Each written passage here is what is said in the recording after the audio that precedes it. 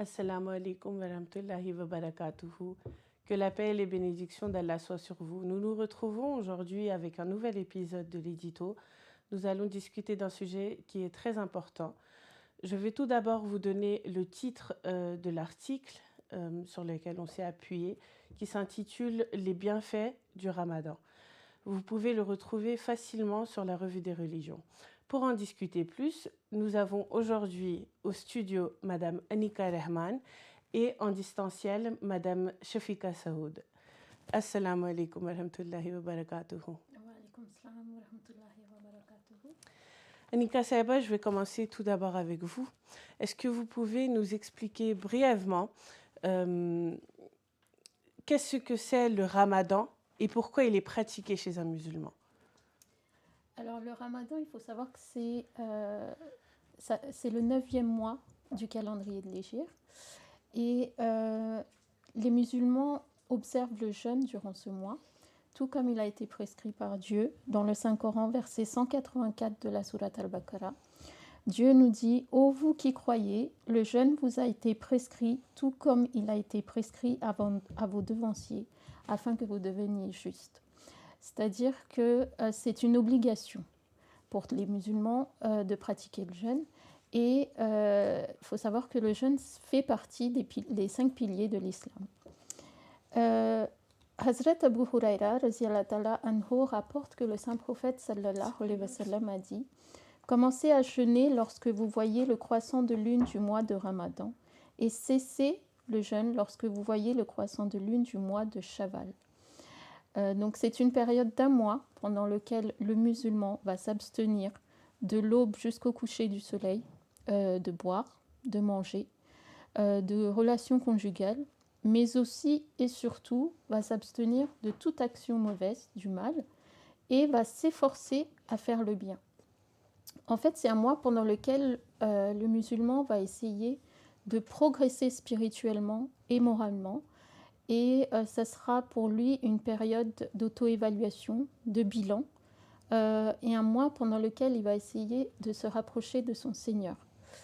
En fait, comme Dieu le dit lui-même, dans un hadith, le saint prophète sallallahu alayhi wa sallam nous a rapporté que Dieu dit que toutes les actions d'adoration que fait l'homme sont pour lui, mais le jeûne est pour moi. C'est-à-dire que le jeûne permet à l'homme de gagner son Seigneur. C'est le but suprême du jeûne, puisqu'il regroupe en fait toutes les formes d'adoration que peut observer l'homme durant sa vie. Jazakallah, Anika Saeba, de nous avoir donné une explication assez complète. Shafika Saeba, je viens vers vous. Pouvez-vous nous donner les modalités du jeûne en islam et quelles sont les consignes à respecter? Pour répondre à votre question, je reviens sur la définition du terme saum, le jeûne en arabe, qui a déjà été défini par notre sœur et qui signifie abstention. Du point de vue religieux, il s'agit donc de l'abstention du lever jusqu'au coucher du soleil, de toute nourriture, boisson ou relation conjugale, à condition que l'abstention soit faite consciemment avec l'intention d'adorer Allah. Il faut savoir que le jeûne commence avec le repas du Suhour qui est pris avant la prière de Fajr, et ce repas a une très grande importance. Comme nous pouvons le constater dans les hadiths suivants, Hazrat Anas ibn Malik anhu rapporte que le saint prophète sallallahu alayhi wa sallam a déclaré: Prenez le repas d'avant l'aube à Sour car il s'y trouve des bénédictions. Bukhari Kitabu Soum. Comme nous l'avons déjà dit auparavant, le jeûne se termine avec le coucher du soleil, par l'iftar ou en d'autres mots, rupture du jeûne. À cet effet, le saint prophète Mohammed sallallahu alayhi wa sallam a dit: Les gens ne cesseraient d'être vertueux tant qu'ils seront prompts à rompre leur jeûne. Bukhari Kitabu Soum. Donc ici, il faut faire très attention et j'aimerais expliquer en fait que rompre le jeûne rapidement ne signifie pas rompre le jeûne avant l'heure prescrite. En fait, le sens de ce hadith est de rompre le jeûne immédiatement après le coucher du soleil, tel que notre bien-aimé saint prophète sallallahu alayhi wa sallam avait l'habitude de faire. Durant ce mois béni du Ramadan, l'homme doit également s'abstenir de tout acte désagréable, de mensonges, de malhonnêteté, d'injustice, de persécution, de blesser ou de se moquer d'autrui. Et cela de façon totale. Mais ici, en fait, j'aimerais aussi insister sur le fait que tous ces actes désagréables sont à éviter en permanence. En effet, le saint prophète Mohammed sallallahu alayhi wa sallam a dit à ce sujet: Allah n'a que faire du jeûne de celui qui n'évite pas le mensonge et la duperie. Bukhari, Kitab Soum. En parlant des consignes du jeûne, j'aimerais aussi mentionner le verset 185 du chapitre 2, que notre sœur a déjà récité en début d'émission, et dans lequel Allah nous définit clairement ceux qui doivent jeûner et ceux qui en sont dispensés. Je cite: Le jeûne prescrit est pour un nombre de jours déterminé, mais quiconque d'entre vous est malade ou en voyage devra jeûner un nombre égal d'autres jours. Et pour ceux qui ne peuvent jeûner qu'avec difficulté, il y a une expiation, nourrir un pauvre. Donc à travers ce verset, on voit qu'Allah ne met personne en difficulté. En effet, toute personne atteinte d'une maladie chronique ne doit pas jeûner.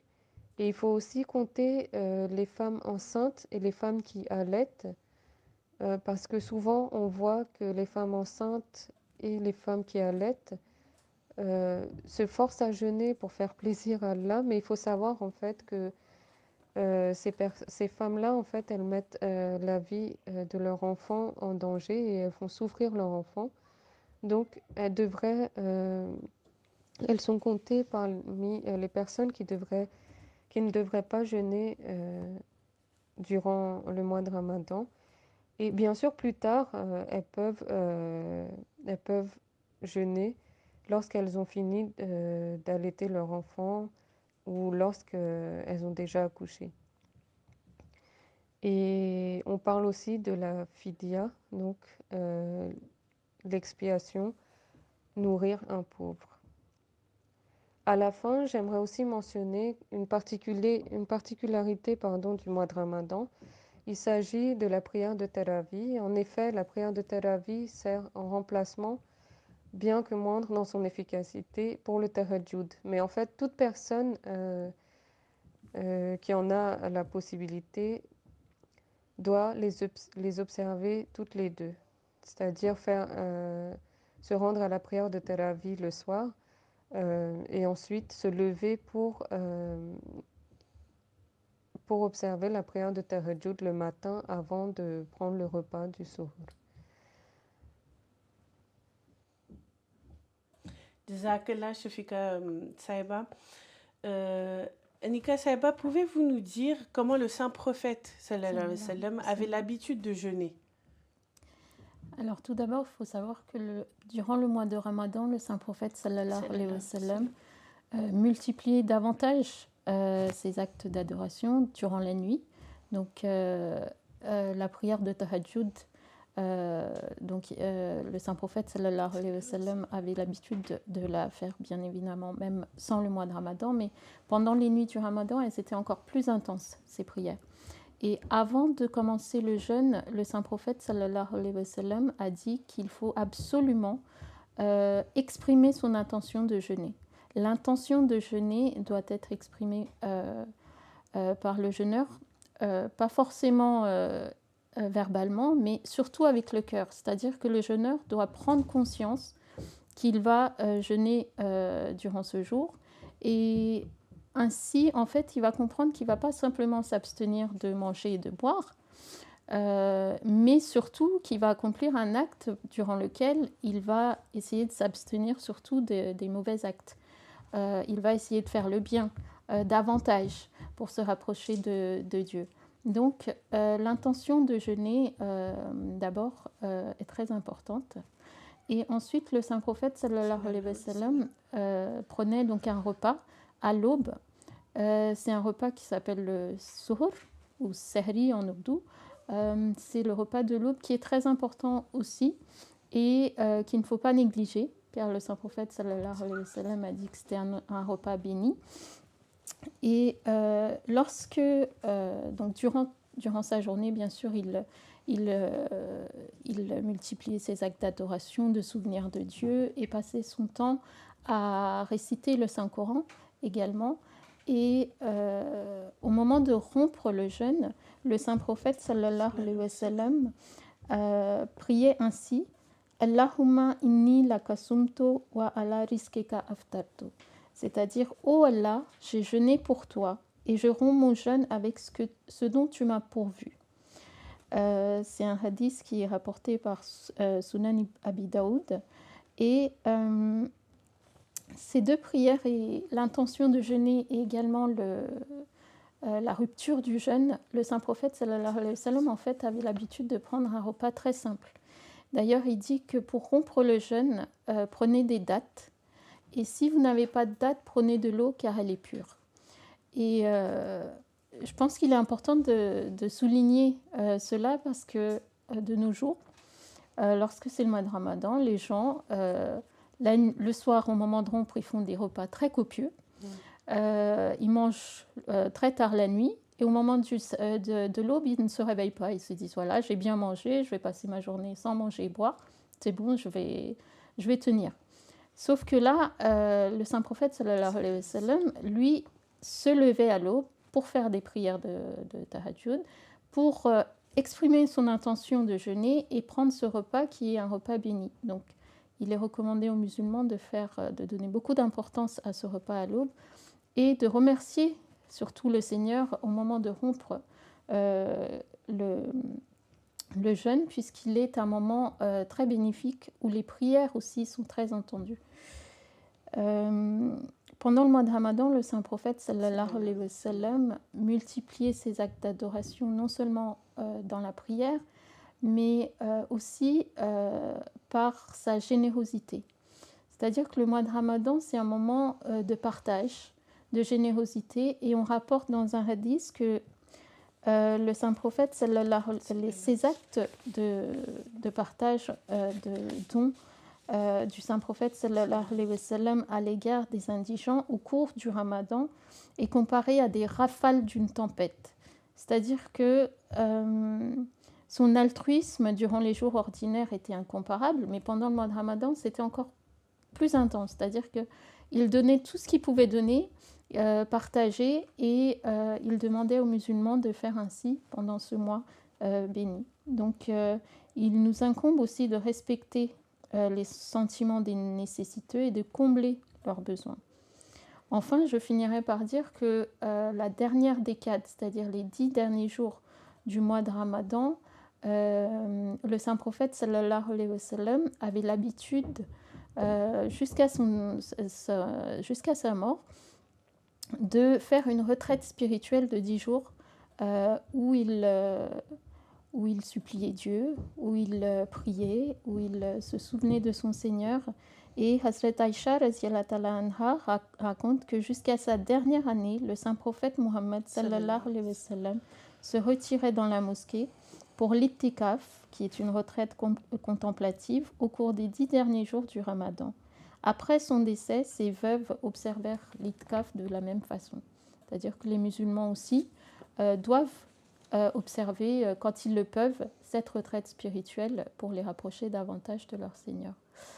Et il faut souligner qu'il y a une importance capitale entre le Saint-Coran et le mois de Ramadan, parce que c'est aussi le mois durant lequel le livre saint de l'islam a été révélé, et la lecture de ce livre pendant le mois de Ramadan est très importante. Jazakallah Nika Sahiba pour cette réponse détaillée.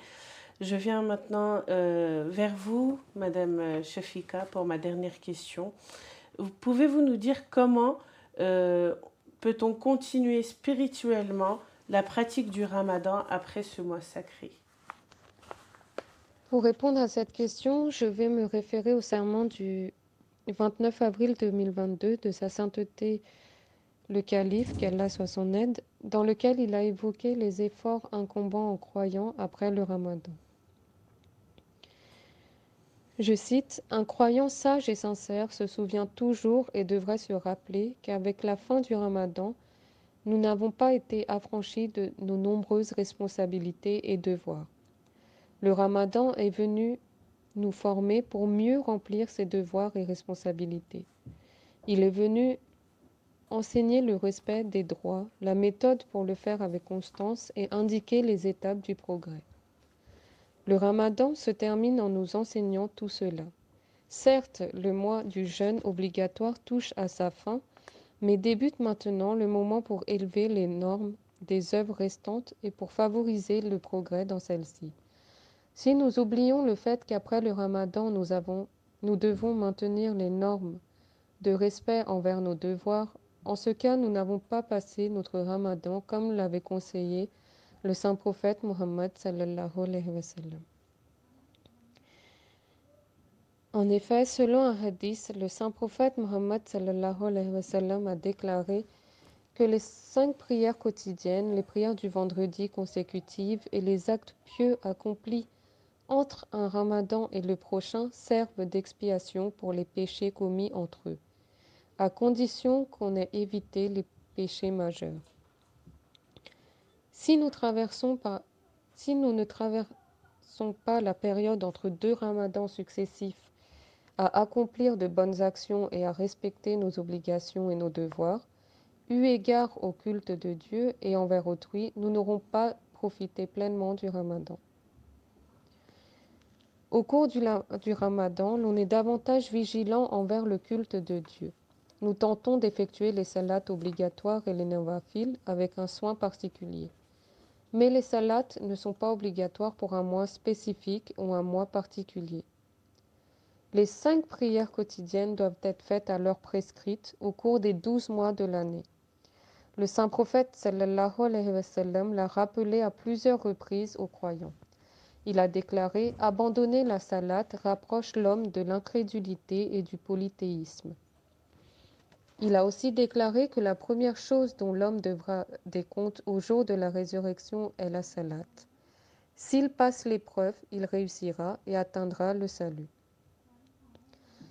Telle est l'importance de la salate. Elle n'est pas consacrée à un mois particulier. Il faudra accomplir les salates 5 fois par jour. Le mois du Ramadan nous aura offert une formation et nous devrons donc continuer cette pratique tout au long de l'année. Nous devons faire nos prières de manière excellente. Nous devrons adhérer aux commandements du Saint-Coran. Nous devons respecter les droits les uns des autres. Nous devons offrir chaque sacrifice nécessaire pour l'établissement de l'unicité de Dieu. C'est là que nous pourrons rendre justice à notre bayat. Puisse Allah nous le permettre. Amin. Jazakallah Shafika Sahiba pour votre réponse. On voit l'importance du mois du Ramadan chez un musulman. J'espère que vous allez passer un très bon Ramadan et je vous remercie. Jazakallah aux intervenantes pour avoir répondu à toutes mes interrogations. Jazakallah aux internautes et à l'équipe technique. Je vous dis à très bientôt avec un nouvel épisode de l'édito. En attendant, prenez soin de vous. Assalamu alaikum wa rahmatullahi wa barakatuhu.